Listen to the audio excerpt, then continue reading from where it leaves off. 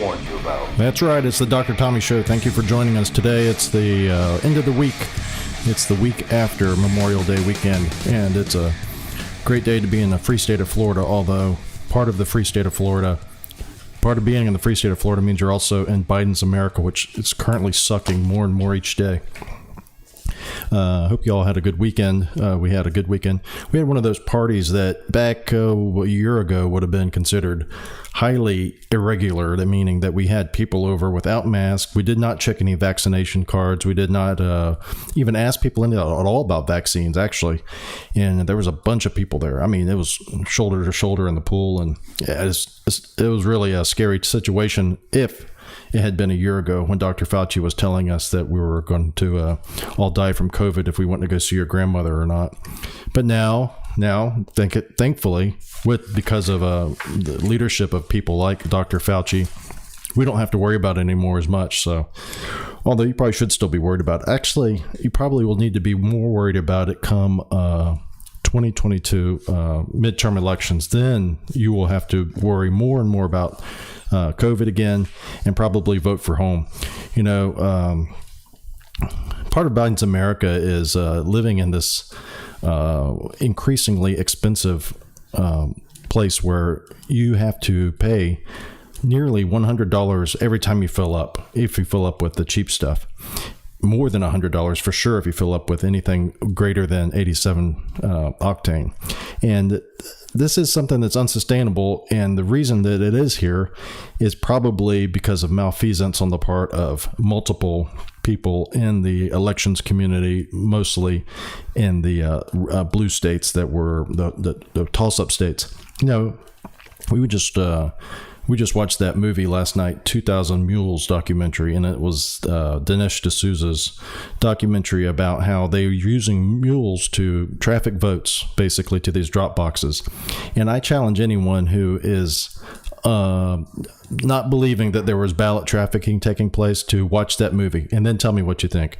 Just like I challenge anyone to watch the movie that anybody who's a climate change advocate, believing that climate change is man-made, climate change is a threat to our world, and the way that we change climate change is to enact the policies that are espoused by the climate change community, such as driving electric cars, eating vegetables instead of meat, all kinds of things, whatever.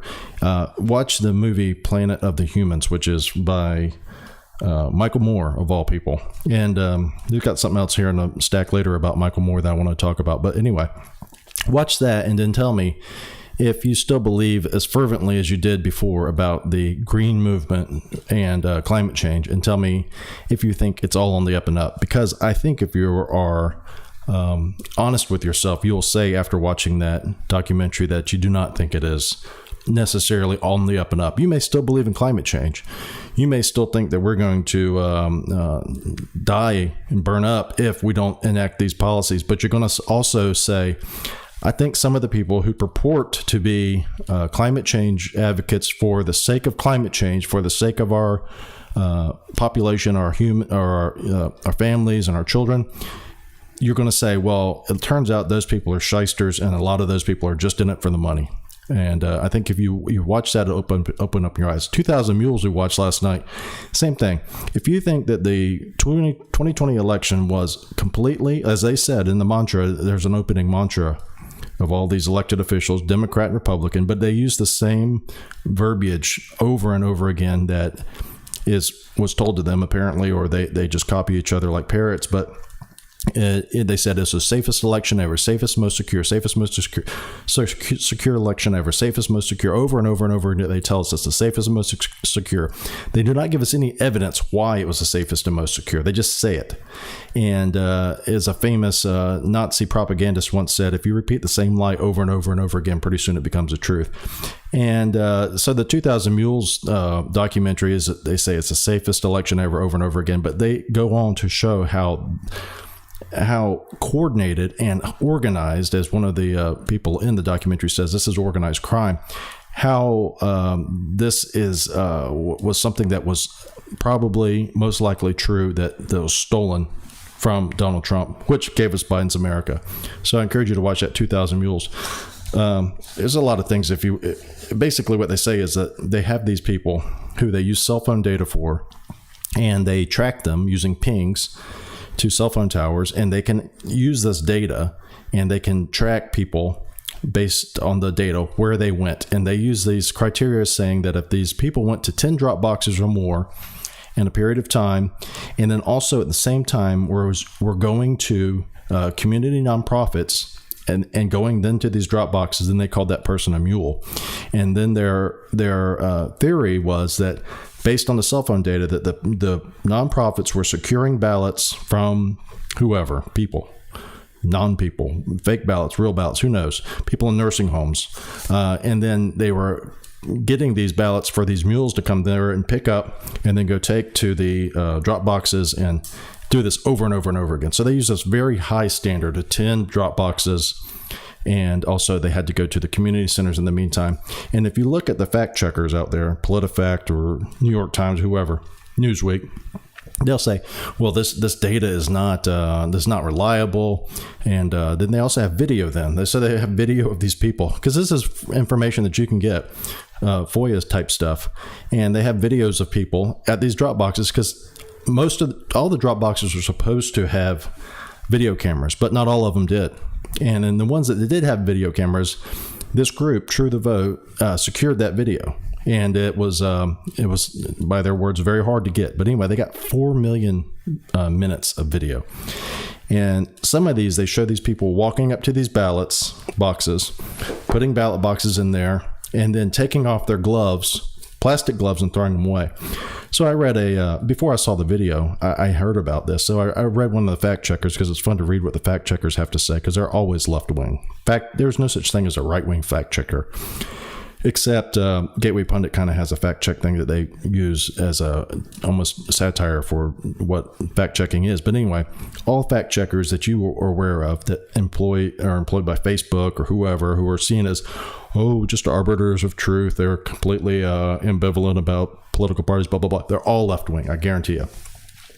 Anyway, even Snopes, unless they're talking about some hoax of a giant hog that was shot in Georgia, then that may be accurate fact checking that is not left wing. But anyway, politically fact checked stuff is all left wing. Anyway, they have these fact checkers saying, well, the reason that they were probably wearing gloves, and Dennis D'Souza doesn't talk about this in his documentary, which shows that he has malice and he's being untruthful, is it was December. And of course people would wear gloves in December because it's cold. And so for all you out there who believe that you wear nylon gloves or vinyl gloves to protect yourself from winter, then you may not be moved by this documentary, 2,000 Mules. And they also go on to say about how these boxes were paid for by people like Mark Zuckerberg, and in particular in Philadelphia, Pennsylvania, where they had the most mules, over 1,000 mules. Anyway, watch it, 2,000 Mules. I bought the DVD because I wanted to own it. You can also stream it. I believe it's 2000mules.com, but also Salem Media is where you can stream it and buy it. And we got it. They said that it would be a while to get it, but we got it within a week.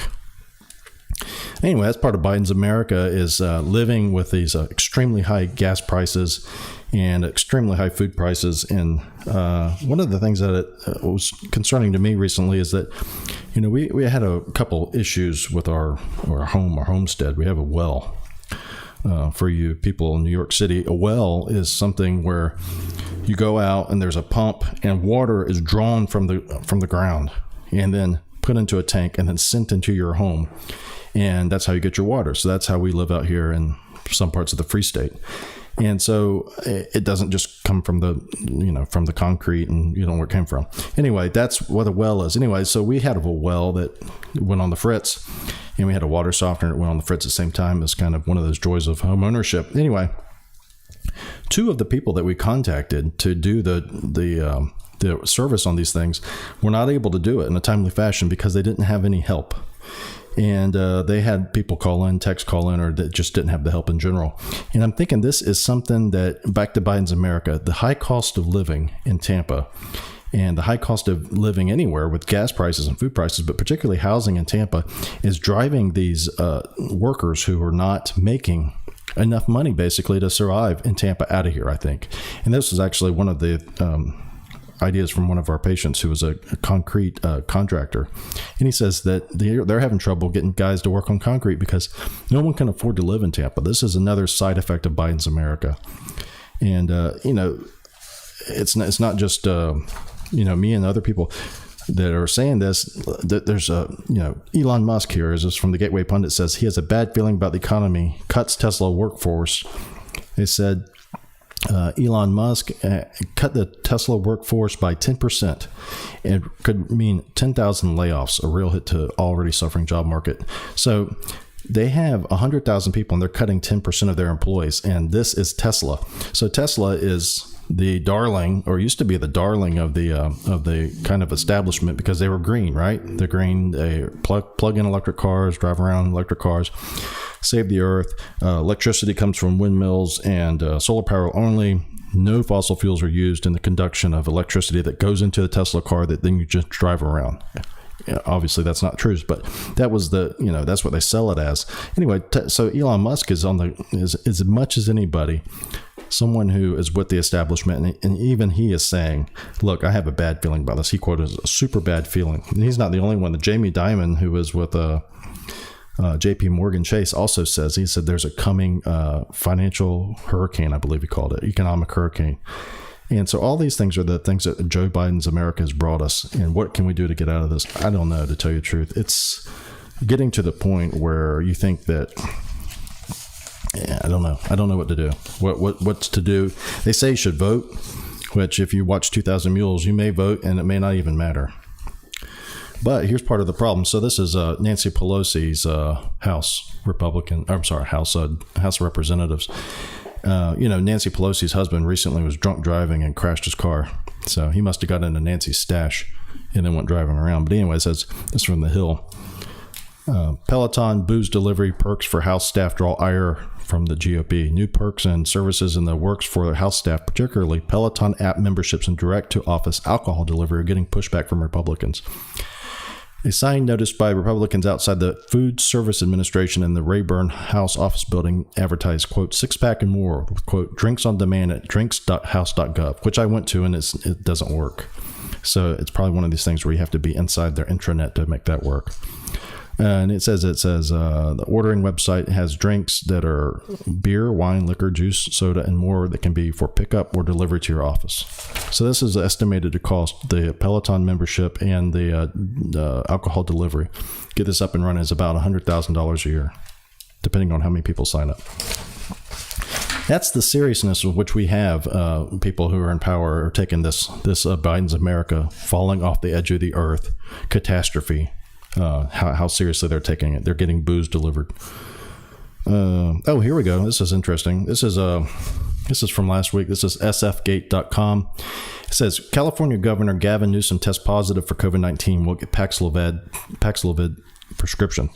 So this is one of those breakthrough cases, right? We were told 1 in 5,000. Joe Biden so confidently read off the teleprompter. 1 in 5,000 are going to get COVID if they've had the vaccine.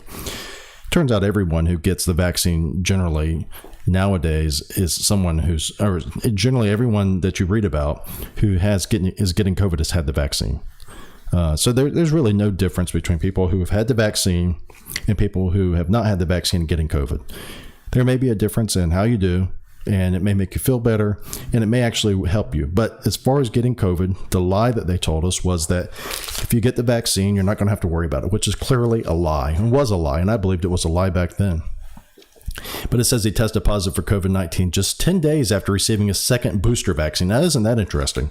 Because if you look out there in the media, the alternative media probably, you'll see that there is some theories that the vaccine actually makes it a pro-inflammatory state that would make you more susceptible in the short term to get the booster. To get the virus after you've got your booster. Don't quote me on that, because if you do, I might be thrown into the YouTube gulag for disinformation. But anyway, that's something that they say is out there. But it's just interesting, and I've seen this anecdotally too, that people who have just got the vaccine and got the booster or have just got COVID. Could be a coincidence. Who knows? The important thing to know is that the vaccine does not prevent you from getting COVID, by and large. But this says that he's going to he says grateful to be vaccinated and for treatments like Paxlovid. Well, it's interesting because Paxlovid's a 5-day regimen. He's going to start it immediately, even though he is having very mild symptoms. And my understanding is Paxlovid is for people who are maybe having a very bad problem or maybe are high risk. Gavin Newsom probably is one of the healthiest people in the world. I doubt Gavin Newsom has ever worked a hard day in his life, and so therefore he's got a very healthy set of lungs, I imagine. He's probably never been exposed to any type of environmental hazards through his work that would have him predisposed to lung conditions, and he looks like he's a healthy guy. He probably has a personal trainer that comes to his house and a chef, so this guy should be doing all right by my mind, but they're going to give him a Paxlovid anyway. The Paxlovid is interesting because they sent a educational piece to me recently through the email. It says, this is from the FDA actually. It said, this is what to do if you get Paxlovid, they treat your COVID, and then your COVID symptoms come back. This is what you should do. And it basically is, you should re-isolate for 5 days, like if you'd never taken it before. And now then the CEO of Pfizer, funny enough, said, well, maybe you should take another Paxlovid dose after that. And then the FDA said, no, don't say that. So if you get Paxlovid, apparently you can get COVID resurgence or rebound, they call it, after you finished it. It'd be like if I had a person with strep throat and I said, look, I'm going to give you this penicillin. You're going to take it for 10 days. I want you to just take it for 10 days. And then there's a chance that the strep throat's going to come back. And then you have to retreat yourself. But the thing is, the difference between strep throat is if you get strep throat and don't treat it, you can be in a bad situation because you can get autoimmune diseases like rheumatic heart disease. If you get coronavirus and don't treat it, by and large, you're going to be better. There's a very small percentage of people who aren't better, and they do, can even go to a hospital or have die from it. But overall, most people do fine. So it's interesting that you're going to get this Paxlovid prescription to treat COVID, and then the COVID goes away, and then it comes back potentially. Who knows if that comes back because of the Paxlovid or not? We'll never know, obviously, because they will never, ever, they'll never release that data. This is something else about COVID. This is from Just the News. It says, Fauci's researchers find better antibody response from natural immunity than Moderna vaccine. Well, isn't that interesting? Because that's the kind of thing that if you posted it on Twitter a couple of years ago, or even maybe now, it would find you banned from Twitter. And so basically what they're saying is with this COVID vaccine, you'll get the anti-spike antibody. Well, there's also a nucleocapsid on a virus. So if you think of a virus is a very simple molecule, kind of looks like a satellite. It's got a central body that houses the nucleic acid, whether it be RNA or DNA. And then it's got these little projectiles on the sides. That's the attachment gear, so to speak. And so the spike protein is the attachment gear of COVID, and then the nucleocapsid is the protein that surrounds it. So when you have this COVID infection, you get antibodies afterwards to both the spike protein and also the nucleocapsid. Well, it turns out the people who've had the vaccine and then get COVID do not develop the nucleocapsid unless they get COVID at a very high infection load. And this was a blinded study of Moderna's 30,000 adult vaccine trial. And it said basically that 40% of those with the vaccine developed anti-nucleocapsid antibodies. The figure was twice as high, 93% for those given the placebo. So this is an interesting case. So this is what they took people, 30,000 adults, and they said, look, you're either going to get the vaccine or the placebo. And the ones that got the placebo developed better antibodies, meaning more broad antibodies, anti-nucleocapsid and anti-spike, than those who just got the vaccine and then got the infection. But the funny thing is what were they searching for? Because they're giving these people the vaccine. I suspect when they did that, they were thinking, now these people are not going to get COVID. But hell no, a lot of them got COVID. So that just blows more holes into this whole COVID vaccine propaganda and really harassment that took place over the last few years of people who did not get the COVID vaccine and were ostracized and made to feel like they're bad human beings because they didn't get the COVID vaccine because they're now making people at risk. When in actuality, all it did was make them more at risk personally, because you could still get COVID and you can still pass it on, as Gavin Newsom shows you, and as Jen Psaki showed you twice, and as Kamala Harris has showed you, and whoever else. We have these shootings. Keep going on and on and on and on. Another part of Biden's America, the hell on earth that is Biden's America, is these mass shootings. And you may say, well, the shootings took place under Trump too. Yeah, they did. But I don't remember when they took place under Trump, if they were so seized on as effectively and immediately as the politicians have seized on shootings now to push their political agendas. And so what I'm talking about is when there was a shooting in Buffalo of a white supremacist, self-described, amongst black people, and killed many black people. The first thing that they pointed out was the motives of the white supremacist. They did not even wait for these poor people's family members to process this at all before they were swooped in like vultures and then held press conferences, Al Sharpton style, with people standing behind you. It was disgusting. And so you have that. Then you have the elementary school shooting, another one that is seized upon immediately because they said it was done with an AR-15, and that was another thing. These shootings are very concerning in the way that they are portrayed, and the immediate the way that they happen, the immediate ability for the politicians to mold that into their political advantage. It's so interesting that there's a shooting, and then immediately afterwards the gun that was used in the shooting is now targeted politically. I don't know. I don't know if it'll ever come out, but I'm wondering who helps these people become shooters. These these two little a-holes who were the shooters in the elementary school and the Buffalo shooting were 18 years old. Both of those kids, a-holes, were isolated for 2 years because of people like Dr. Fauci. And actually there was a interview with the Buffalo shooter, I believe it was. No, it was not the Buffalo shooter. Uvalde shooter interviewed both his parents. Okay, so the Uvalde shooter shot children. What a sick piece of crap he is, right? What other word definition can you say except he's a human garbage? He's human debris. Anyway, as my grandfather used to say, he's not worth a bucket of water if he was on fire. This guy shot up children, and his parents, though, he shot his grandmother in the face prior to shooting up these children. And then he posted on Instagram about it, of course, because that's what you do. Of all these shootings, they always talk about, we need to ban guns. How about we need to ban Instagram, or how about this? They're talking about putting an age limit on guns. Why don't they put an age limit on Instagram, or doing mental health checks before you can get on Instagram? Because this seems to be what's driving it more than anything, is this desire to be famous on social media. So anyway, this animal posted on Instagram that he was going to go shoot somebody, and then he shot his grandmother in the face. And then they interviewed his parents, and his parents were saying, well, his father said, don't call my son a monster.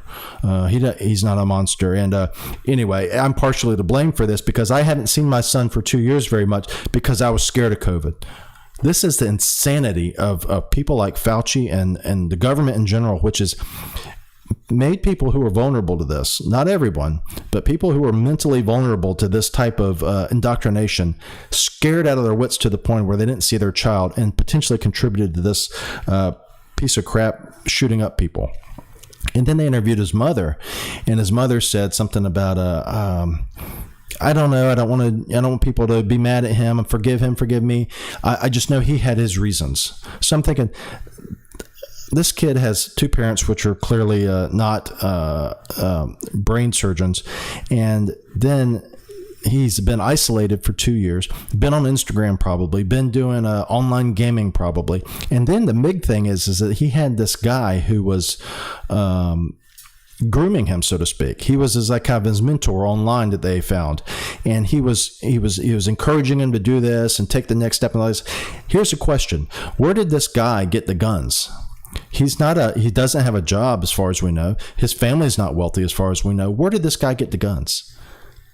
it makes you very concerned that there's something else more nefarious going on than as it was in the election. Just a bunch of people wanted to vote for Joe Biden. So when these shootings happen, who is behind it? Is this just an organic thing where this kid, or are they groomed? And if they are groomed, who are they groomed by? And I guarantee you, they're not groomed by the NRA. The Joe Biden thing, the election. There's so much about that election which was fishy, and which just 2,000 Mules points out, and you always knew it. Not you all necessarily, but you people who are suspicious about, you knew it from the beginning. From the people who are suspicious about the election now, I would assume probably 90% of them or more were suspicious on the night of the election because it seemed so odd. Go to bed, you wake up, and it's completely different. The numbers change in the middle of the night while you're sleeping. They stop the voting, and then the numbers change. And then the other thing is, in these very select districts, which a lot of times coincided where the 2,000 mules were, this is where you saw enormous turnout, sometimes close to 100%, quote unquote, turnout for election. And these you could say, well, they were just so excited to vote for Biden. That Trump was such a bad guy, orange man bad. Everyone wanted to get rid of him. Even the suburban GOP moms want to get rid of him. So that's why the huge turnout. Okay, let's say that's the case. Why did that turnout take place only in these select cities, these select swing states and municipalities where they could get these votes? Why did it only take place there? Because it didn't take place in California. It didn't take place in New York City. It didn't take place in Boston. It took place in the swing states. It took place in the place where the outcome wasn't necessarily as cut and dry as it was in California or New York or Washington.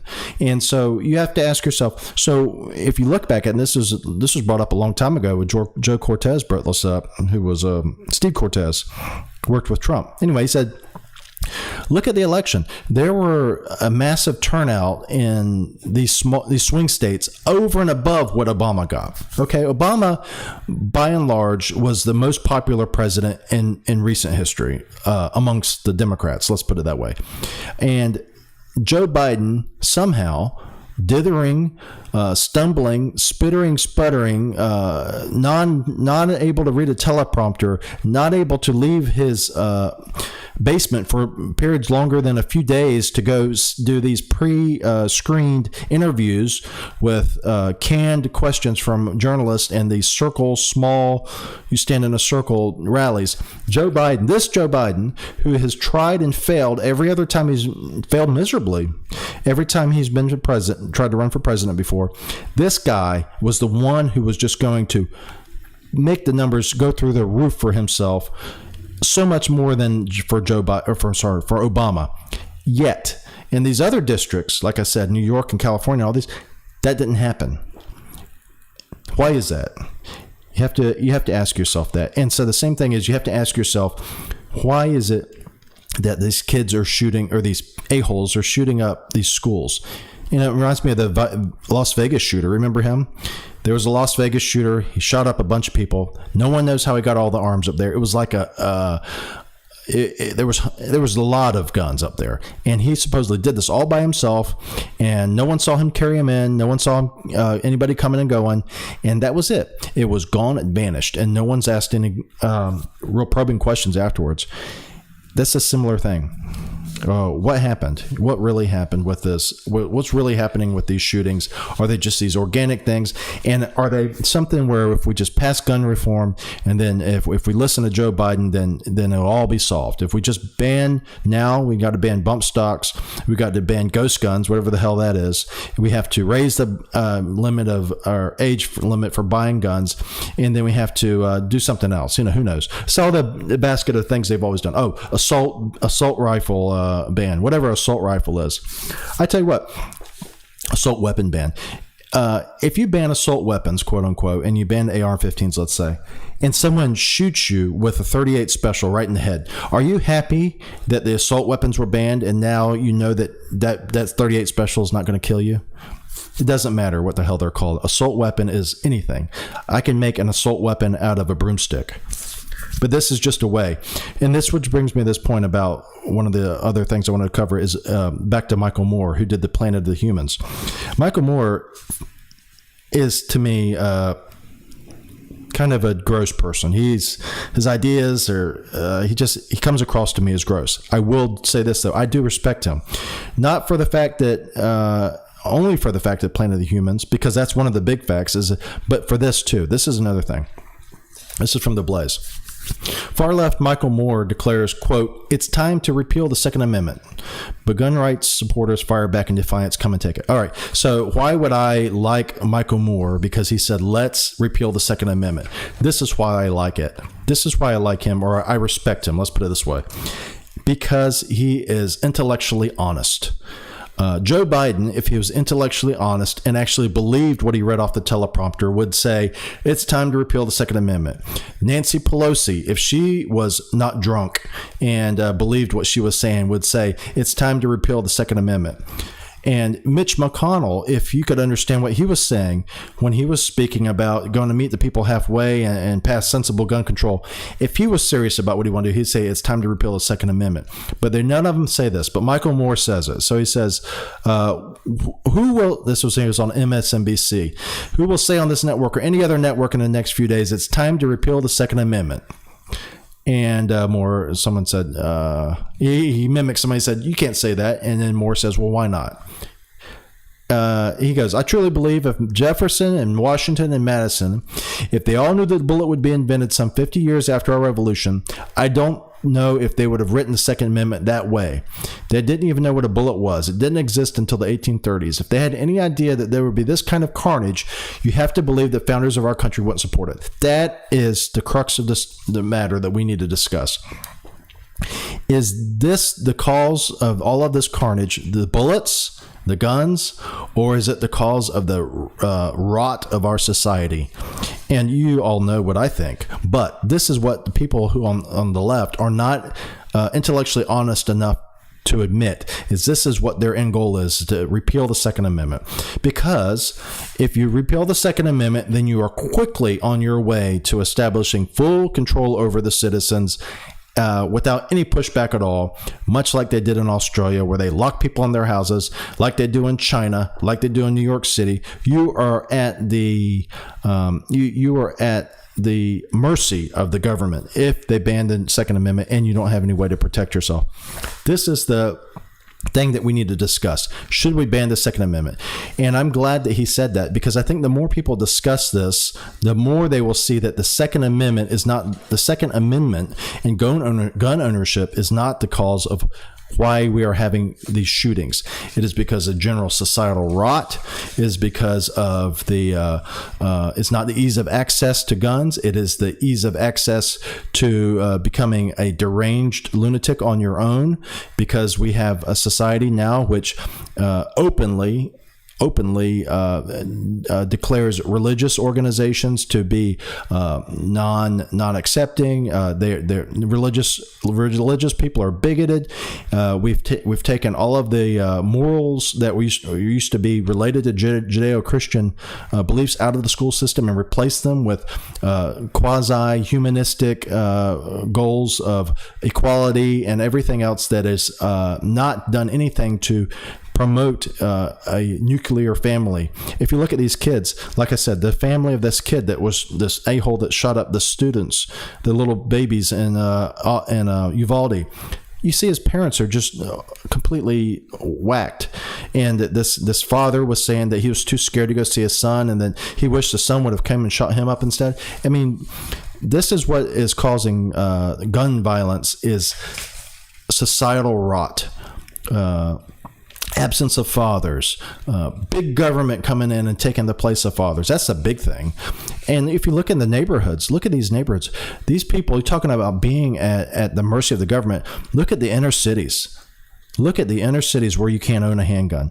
You have not seen more carnage and more poor, innocent people murdered. And maybe non-innocent people, but murder taking place in the inner cities where they have all of the gun control. And yet we are still to believe that gun control is the answer. But we need to talk about the Second Amendment. We need to talk about whether we need to ban it. And that's what we need to talk about, not this tinkering around the edges.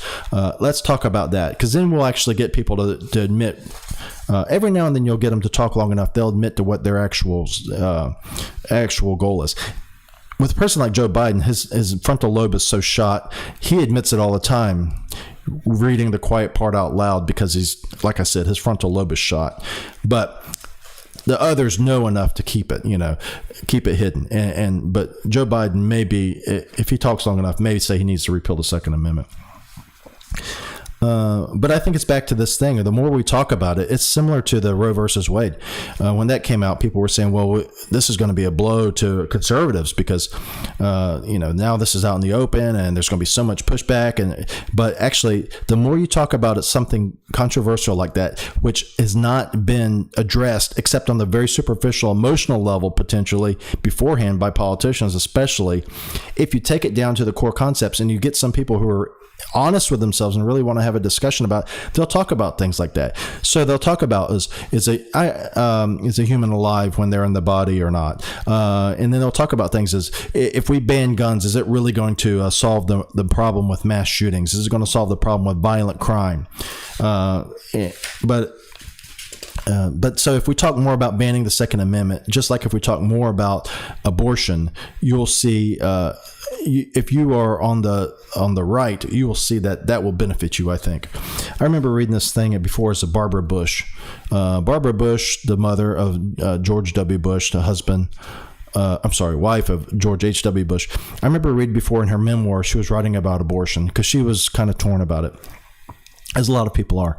And she said that if abortion, if a fetus inside is a human being alive, then taking that human is basically immoral.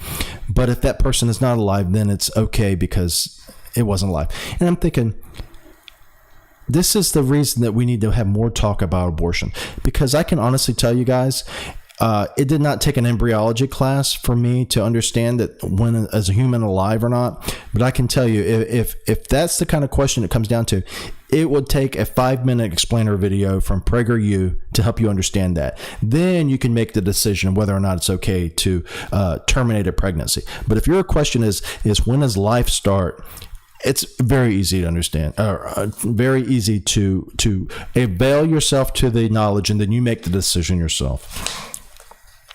This is back to the 2000 Mules. One of the people in the 2000 Mules documentary was a whistleblower, and if you read the PolitiFact or the fact checkers, they say this is just one whistleblower and she can't be trusted. Anyway, there's a whistleblower who lived in this county or this district where there was a lot of illegal ballot harvesting in St. Louis, Arizona. St. Louis. Anyway, they interviewed this lady, and she said that she was used as a mule. And she described in detail how the mule operation worked. And she was on this and disguised in a video, disguised her voice, they put her in a shadow and everything. Well, here it is. This is 100% fed up. Hell freezes over. AP reports on arrest of well-known Democratic operative involved in sophisticated Arizona ballot harvesting scheme. In what can only be described as a random act of journalism, the AP has reported about an illegal ballot scheme in Arizona. The massive illegal ballot scheme involved Guillermina Fuentes, a 66-year-old Democrat operative, and Alma Juarez, who were indicted in December 2020 on one count of ballot abuse or harvesting. In October 2021, conspiracy, forgery, and additional cases of ballot harvesting were added to the charges. Fuentes is accused of taking part in a sophisticated 2020 illegal ballot collecting scheme in St. Louis, Arizona. So this is directly related to what's uncovered in 2000 Mules. And so this is something that maybe this is the tip of the iceberg. We're actually going to see something. I saw Attorney General Barr, that guy, Attorney General Barr, when he was first hired, he was like, he was Dirty Harry. He was going to fix things, and he came in there and did almost nothing. Did like a few things more than Jeff Sessions did, who did absolutely nothing when he was in there. Anyway, Attorney General Barr said, he said that the justice system is rigged against the GOP or something like that. And I was thinking, well, that's nice to come out and say that now. How about you have done something? Oh, how about you did something against, said something about it when you were actually in power? It says, this is from ProTrumpNews.com. AG Barr spotted leaving January 6 panel offices. Quote, Barr says, U.S. legal system is rigged against Republicans. Well, nice of you to say that now. Too bad you didn't do it earlier. This is the last thing from the COVID situation. NFL suspends COVID testing regardless of vaccine status.